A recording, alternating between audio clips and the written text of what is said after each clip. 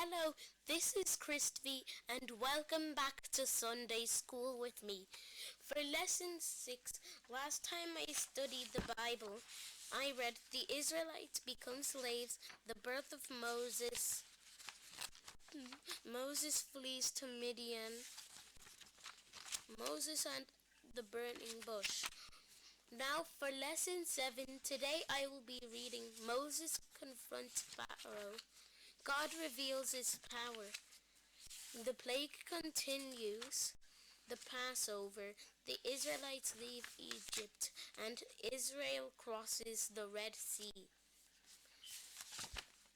Now before we start, please pray with me. The Lord is my shepherd, I lack nothing. He takes me to lush pastures. He brings me to refreshing water. Even if I have to walk through the darkest valley of shadow of death, He will still be there for me. His rod and staff, they reassure me. He puts me on the right paths for the sake of His righteousness. Amen. At the burning bush, God assured Moses that he would be able to bring the Israelites out of Egypt. Moses went back to Midian, got his wife and sons, and set out for Egypt. In the meantime, God had appeared to Aaron, Moses' brother, and told him to go into the desert to meet Moses. When Aaron found Moses, he learned about God's plan. So Moses and Aaron went back to Egypt. They told the leaders of Israelites about God's plan. When the leaders saw the miracle, they believed that God was about to rescue them and they worshipped him.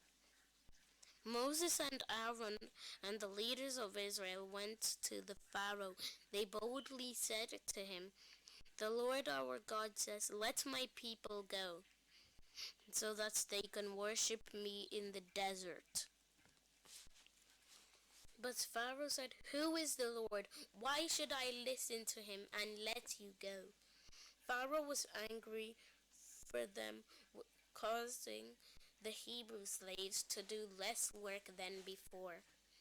That same day, Pharaoh commanded the Egyptian slave masters to stop giving the Hebrews straw.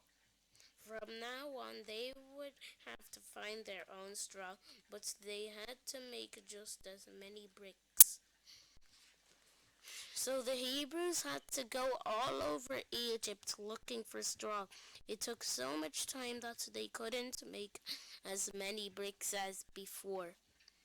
So the Egyptian slave masters beat the Hebrew foremen. The foremen complained to Pharaoh, but he only told them to get back to work. Then they were angry with Moses and Aaron. "God will surely punish you for making Pharaoh hate us more," they said. Moses himself was very upset that God had done nothing to help. What good had it done for God to help him? What good had it done for God to send him if it had only made the Pharaoh treat the people worse? God answered Moses, saying, "You are about to see what I will do to Pharaoh. I will force him to let my people go." Moses told the people what God had said, but they would not believe him. Their cruel slavery had made them too discouraged. The Lord told Moses to go before Pharaoh again and tell him to let the Israelites leave Egypt. God was now ready to use his power against Pharaoh. The Egyptian Pharaoh refused the Israelites permission to leave Egypt and made the lives of the Israelites even more miserable than before. So God told Moses to talk to Pharaoh again. When Pharaoh demanded proof that what Moses and Aaron said was true, Aaron threw down his staff in front of Pharaoh and his officers. The staff changed into a snake. The Pharaoh called in his magicians who were able to make their sticks turn into snakes too, but Aaron's staff swallowed up the other snakes. Yet Pharaoh stubbornly refused to listen to Moses. Then the Lord told Moses and Aaron to meet Pharaoh at Nile in the morning. "You have refused to let the Israelites go," Moses said. "So now you will find out who the Lord is by what he is going to do." Aaron raised his staff and struck the river. All the water turned into blood. The fish in the river died, and the smell was so bad that the people could not drink water from the river. But again, Pharaoh's magicians used their magic and were able to do the same thing. So Pharaoh refused to listen to Moses and went back to his place. 7 days passed. The Lord told Moses to go to Pharaoh again and tell him to let the people go. When Pharaoh refused, Aaron held his staff over the river. When he did, frogs came up out of it. There were so many frogs that they covered the land. They came into the palace and into the homes of all people. Frogs were in the beds, in the ovens, and in the baking pans in the kitchens. Pharaoh told Moses and Aaron to ask the Lord to take away the frogs. He promised that when the frogs were gone, he would let the Israelites go. So Moses prayed, and the frogs died. The Egyptians piled them up in great heaps, and the land stank because of them. Then Pharaoh changed his mind and would not let the Israelites go. Next, God told Moses to tell Aaron to strike the ground with his staff. That made the dust all over Egypt turn into gnats. They covered up all the people and all the animals in Egypt. The magicians tried to make the gnats appear, but they couldn't. "God has done this," they told Pharaoh, however. Pharaoh was still stubborn and refused to listen to Moses. Despite the first three plagues, blood, frogs, and gnats, the Pharaoh refused to let the Israelites go into the desert to worship God. Therefore, the Lord sent great swarms of flies into the Pharaoh's palace and the houses of his officials, but the flies did not enter Goshen, where the people of Israel lived. Then Pharaoh told Moses to have the people offer their sacrifices in Egypt. But Moses said, "We cannot do that. If the Egyptians see us offer sacrifices, they will be offended and they will kill us." Pharaoh then said they could go into the desert if they would, but not go too far. When Moses prayed and the flies disappeared, Pharaoh became stubborn and would not let the people go. So the Lord sent a terrible disease on all the animals. The Egyptian horses, donkeys, camels, and cattle died. The animals of the Israelites, however, were not harmed, but still the Pharaoh was stubborn. Next, the Lord told Moses to throw ashes into the air. All the land, the people, and animals got terrible boils, which became open sores. But Pharaoh would not obey the command of the Lord. Then the Lord sent thunder and hail and lightning. It was the worst storm in Egypt's history. It killed all the people and animals out in the open and ruined all the plants and trees. There was no hail at all in the region of Goshen, where the Israelites lived. At Pharaoh's request, Moses prayed for the hail to stop. But again, Pharaoh would not let the Israelites leave. So then the Lord sent Moses to warn Pharaoh about a locust plague. When the officials heard this, they were afraid. They urged Pharaoh to let the Israelites go. Pharaoh told Moses and Aaron that the Israelites could go worship their God, but he would not let the women and children go. Then he drove Moses and Aaron out of his presence. The Lord caused an east wind to blow in great swarms of locusts. They covered the ground until it was black. They ate everything the hail had not destroyed. Not a green thing was left in all of Egypt. Then Pharaoh hurriedly called Moses and Aaron and admitted he had sinned against God. Moses prayed and God caused the wind to blow the locust into the sea. But again Pharaoh changed his mind. In spite of all the many plagues sent by God, the Pharaoh still refused to let the Israelites go into the deserts to worship. Several times Pharaoh had said they could leave only to change his mind. So the Lord told Moses to raise his hand toward the sky. There was total darkness throughout Egypt for 3 days. The Egyptians could not see each other, and no one left his house during that time. In the area where the Israelites lived, however, there was light. Pharaoh called Moses and said, "You may go worship the Lord. Your women and children may go too, but all your animals must stay here." Moses answered, "No, we must take our animals with us. We must select the animals with which to worship the Lord. But until we get there, we won't know what animals we are supposed to offer in sacrifice." Pharaoh was very angry.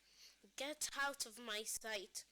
Don't let me ever see you here again. On the day I do, you will die." Moses left him saying, "All right. I will not see I will not you will not see me again." The Lord said to Moses, "I will send only one more punishment on Egypt. After that, the Pharaoh will let you leave." Moses delivered God's final message at midnight. "I will go through Egypt, and every firstborn son will die. Then you know that I, the Lord, make a distinction between my people and the Egyptians." Moses continued, "All your officials will come to me and bow down and beg to me to take my people and go away. After that I will leave." Then in great anger Moses left the still stubborn Pharaoh. Moses and the people prepared for their escape according to the Lord's instructions. They made ready for a celebration called the Passover. First, each family killed a young lamb or goat. Then the fathers took some of the blood of the goat or lamb and smeared it on the doorposts and the beams above the doors of their houses, just as the Lord told them to do. That night each family roasted its lamb or goat and ate it, along with bitter herbs and bread made without using yeast. Each person dressed for travel, ready to leave Egypt. God told the Israelites to repeat the Passover celebration every year to remind them of this special night.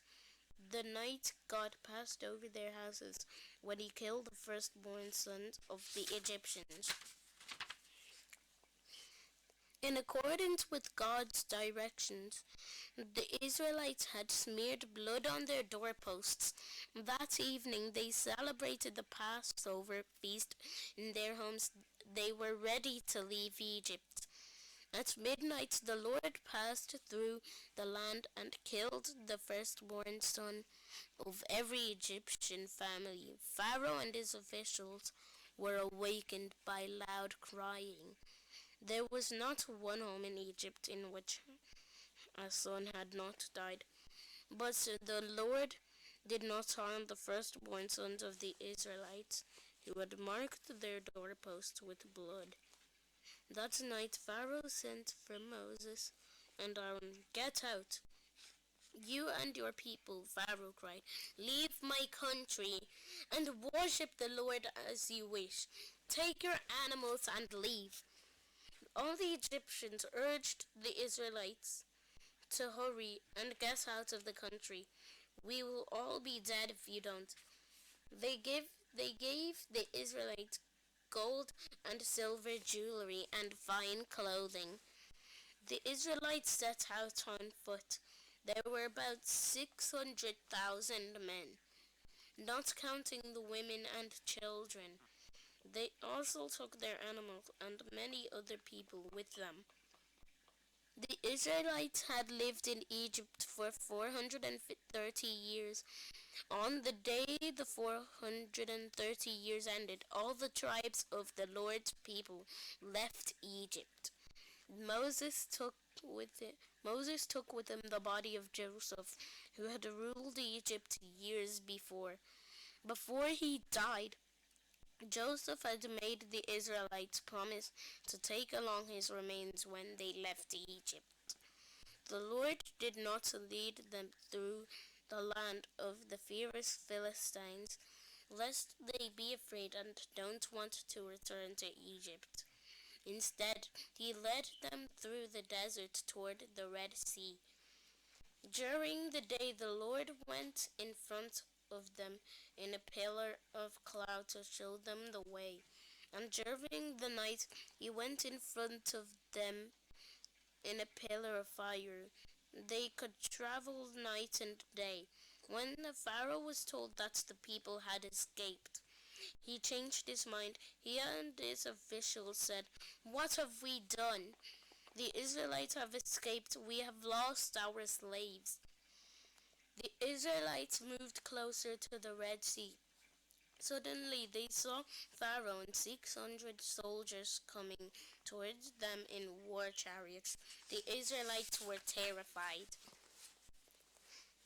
The Israelites were now camped near the Red Sea. Suddenly they discovered that Pharaoh and his soldiers in their war chariots were about to catch up with them.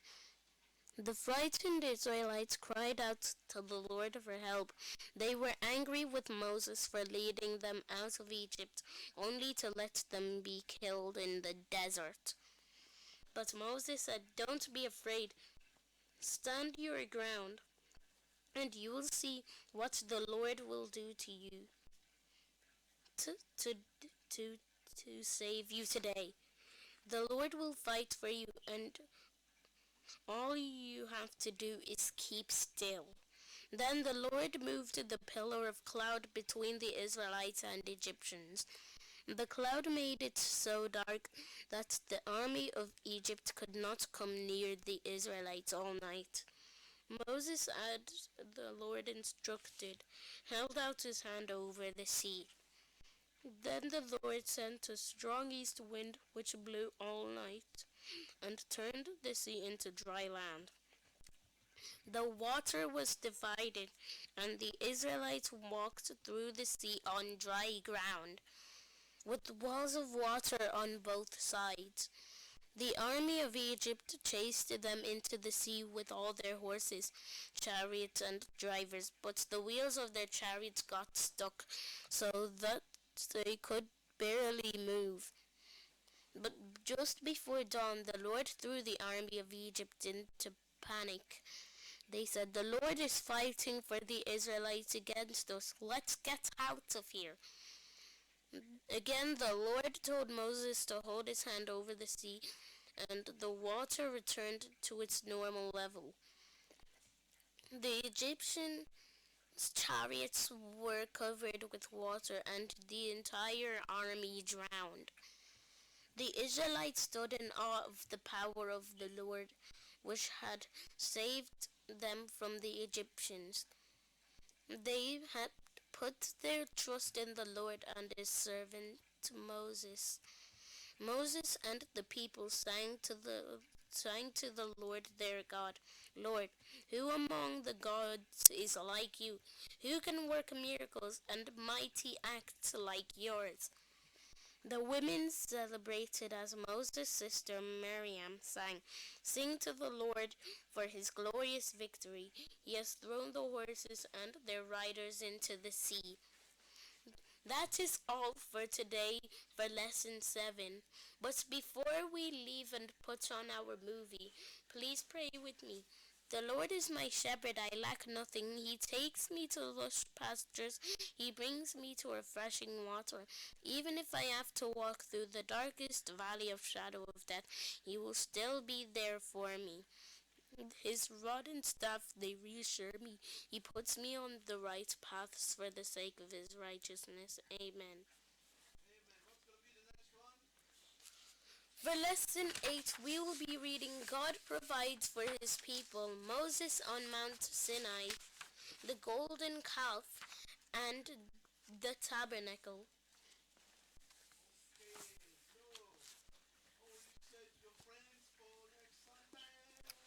Make sure to tune in every Sunday so you don't miss a video that we post. 7 to 10.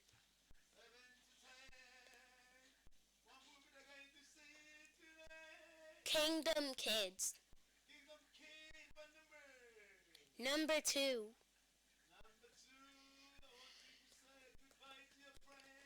Bye bye. Goodbye.